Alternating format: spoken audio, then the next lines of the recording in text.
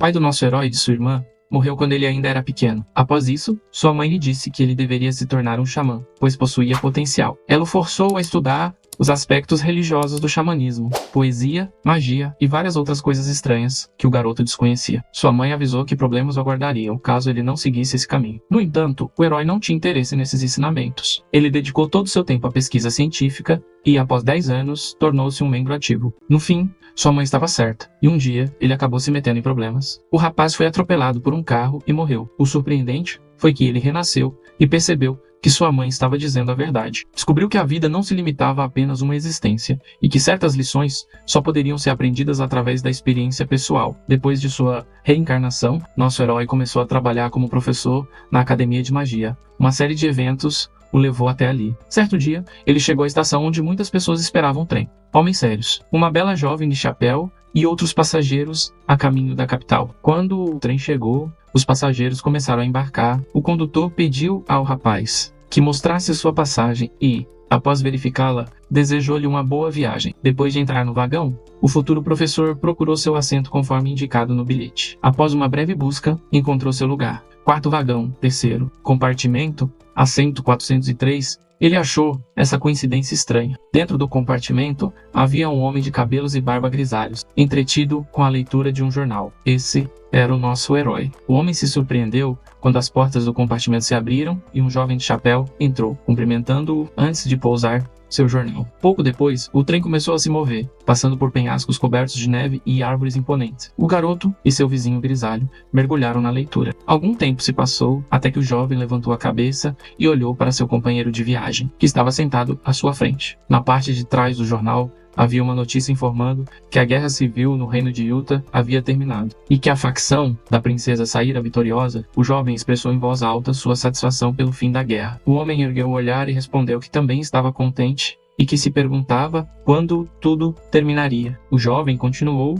a conversa, mencionando que a facção do príncipe havia recrutado soldados recentemente, mas que era bom que a guerra não tivesse se prolongado. Nosso herói se apresentou como Roger Shi, e seu companheiro de viagem comentou que ele parecia ter origem nobre antes de dizer que seu nome era simplesmente Gerard. Roger explicou que era um nobre caído, alguém que já fora da nobreza, mas perdeu seu título devido a seus atos, embora ainda fosse capaz de usar magia. O garoto perguntou para onde Gerard estava indo, e o homem respondeu que seu destino era Lindenbrunn, a capital do Império. Roger comentou que o Império Zillian era famoso por sua engenharia avançada e que havia muito a se ver por lá, acrescentando que ele próprio estava indo para Leatherby. O jovem mencionou que seu objetivo era ingressar na Academia Tion, o que surpreendeu bastante o homem grisalho. Gerard afirmou que ele deveria ser um especialista excepcional, mas Roger riu e disse que apenas teve sorte. O homem respondeu que muitas pessoas sonhavam em estar no lugar dele, então ele deveria se orgulhar. Roger agradeceu as palavras gentis de seu companheiro e perguntou se ele havia ouvido falar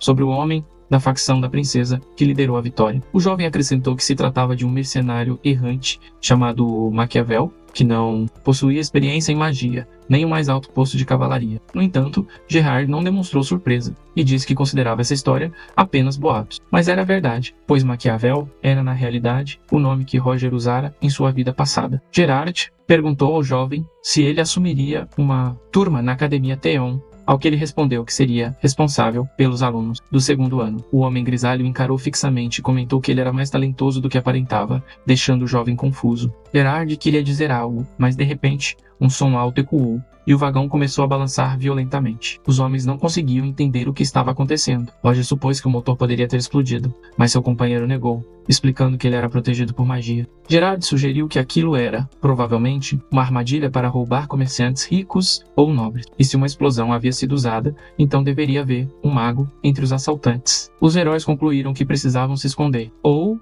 sair do trem. Roger disse que iria primeiro e pediu ao homem que esperasse. Corajosamente, ele saiu do compartimento para investigar e percebeu que não havia passageiros no quarto vagão. Gerard se preocupou com a segurança dos outros passageiros, mas Roger respondeu que os compartimentos eram protegidos por magia. No entanto, o homem apontou que ainda assim era perigoso permanecer ali, pois os assaltantes poderiam ter usado um feitiço para romper a proteção mágica. O jovem e seu companheiro se perguntaram por que os ladrões ainda não haviam chegado ao quarto vagão. Como a explosão ocorreu no terceiro vagão, Gerard sugeriu que, se estivesse no lugar dos assaltantes, iria primeiro para o vagão da primeira classe, onde estavam os passageiros mais ricos. O homem sugeriu que Roger saísse pela porta traseira, mas naquele momento, um assaltante irrompeu pela janela, com um chute violento. Roger reagiu rapidamente e se posicionou para enfrentar o invasor, instruindo Gerard a ficar atrás dele. Os heróis encararam o bandido, que usava uma máscara verde, escondendo parcialmente seu rosto cheio de cicatrizes e com uma expressão aterradora. Em um instante,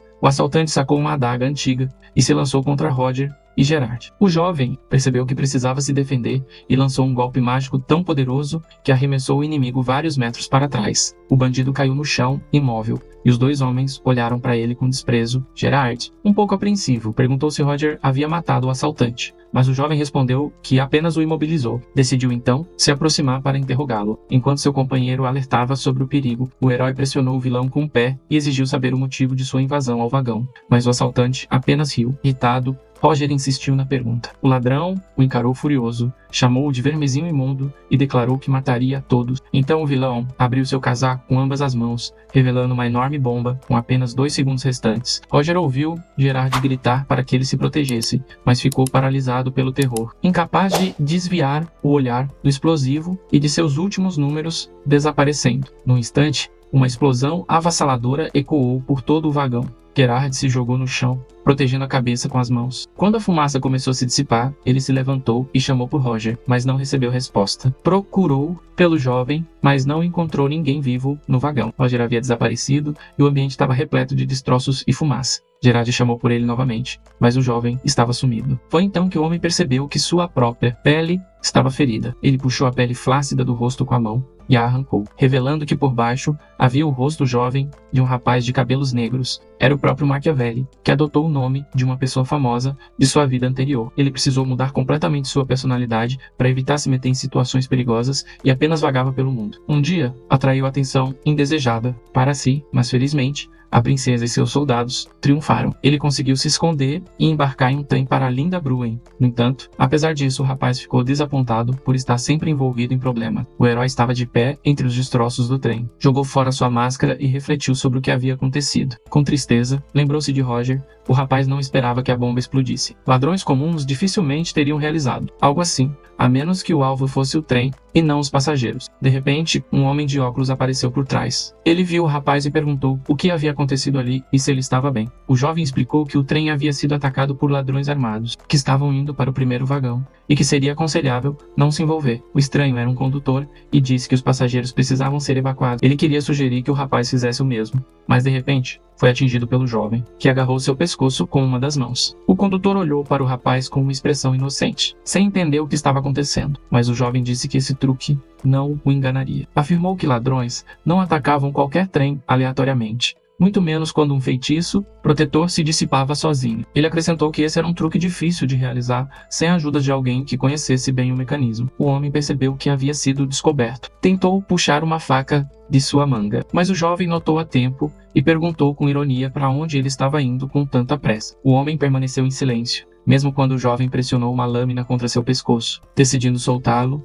o herói, de repente, ouviu um som familiar. No movimento rápido, chutou o homem para frente, se abaixando no mesmo instante para desviar das balas que voaram em sua direção, atravessando o corpo do suposto condutor. Ele não conseguiu entender como o inimigo havia conseguido dar o sinal, pois estava vigiando o tempo todo. Percebendo que essa operação era planejada, o rapaz se viu diante de um grupo de homens armados que ficaram surpresos ao vê-lo desviar das balas e sobreviver. O herói se levantou, ajustou a gravata e disse aos bandidos para nem sonharem em matá-lo, mas os vilões não pretendiam deixá-lo escapar e apontaram suas armas para ele. Um deles ordenou que o eliminassem. Nosso herói, usando magia, fez com que ninguém pudesse puxar o gatilho, deixando os criminosos perplexos. Um momento depois, os mascarados perceberam que o rapaz estava liberando mana ao seu redor e deduziram que ele era um mago que provavelmente havia desativado suas armas. Mas então o herói sentiu algo suprimindo sua magia, enfraquecendo. Ele olhou para o grupo armado e viu que um mago estava entre eles. O inimigo percebeu que o rapaz era um mago incomum,